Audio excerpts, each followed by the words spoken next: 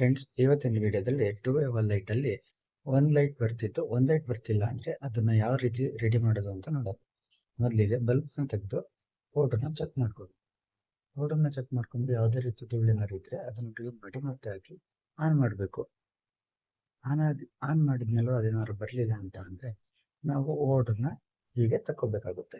ಮೊದಲು ಬಲ್ಬ್ನ ಬಿಚ್ಚು, ನಂತರ ಓರ್ಡ್ರನ್ನ ಈ ಥರ ಥ್ರೆಡ್ ಇರುತ್ತೆ ಹಿಂದೆ, ಆ ಥ್ರೆಡ್ನ ನಿಧಾನವಾಗಿ ಹಚ್ಚಬೇಕು, ಇಲ್ಲಾಂದರೆ ವೈರ್ ಕಟ್ ಆಗಿರುತ್ತೆ. ಈ ನೋಡಿ ಫ್ರೆಂಡ್ಸ್, ಇದರಲ್ಲಿ ವೈರ್ ಕಟ್ ಆಗಿದೆ.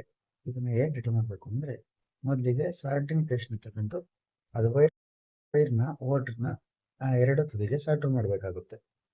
ಈ ರೀತಿ ನಾವು ಸಾಲ್ಡ್ರಿಂಗ್ ಲೈಟ್ನ ಮೊದಲು ವೈರಿಗೆ ಹಾಕಬೇಕು.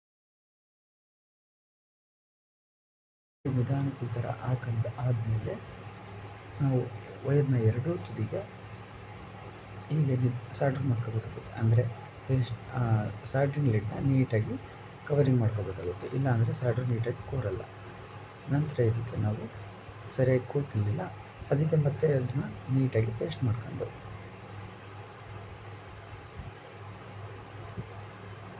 ಹೀಗೆ ಪೇಸ್ಟ್ ಮಾಡ್ಕೊಂಡಾದಮೇಲೆ ನಾವು ಓರ್ಡ್ರನ್ನ ಎರಡೂ ಬದಿಗೆ ಪ್ಲಸ್ಸು ಮೈನಸ್ ನೋಡಿಕೊಂಡು, ಅಂದರೆ ಪ್ಲಸ್ ಆದರೂ ಸರಿ ಮೈನಸ್ ಆದರೂ ಸರಿ, ಯಾವುದಕ್ಕೆ ಯಾವ್ದು ಬೇಕಾದರೂ ಕೊಟ್ಕೋಬೋದು, ಏಕೆಂದರೆ ಇದು ಓರ್ಡ್ರಲ್ಲ ಅದಕ್ಕೆ.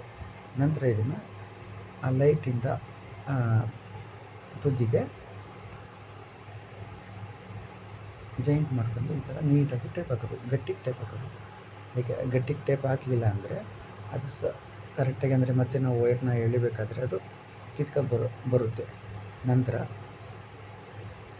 ಎರಡೂ ವೈರ್ನ ಈ ರೀತಿ ಹೋಲಿಂದ ಹೊರಗಡೆ ತಕ್ಕೋಬೇಕು.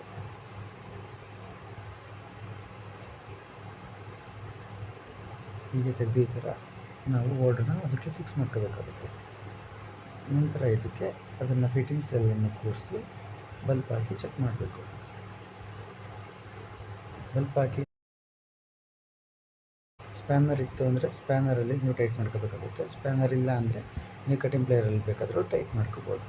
ನಂತರ ಇದನ್ನು ಎಲ್ಲ ಕೆಲಸ ಎಲ್ಲ ಮುಗೀತು, ಆನ್ ಮಾಡೋ ಸರಿ ಚೆಕ್ ಮಾಡೋಣ. ನೋಡಿ ಫ್ರೆಂಡ್ಸ್,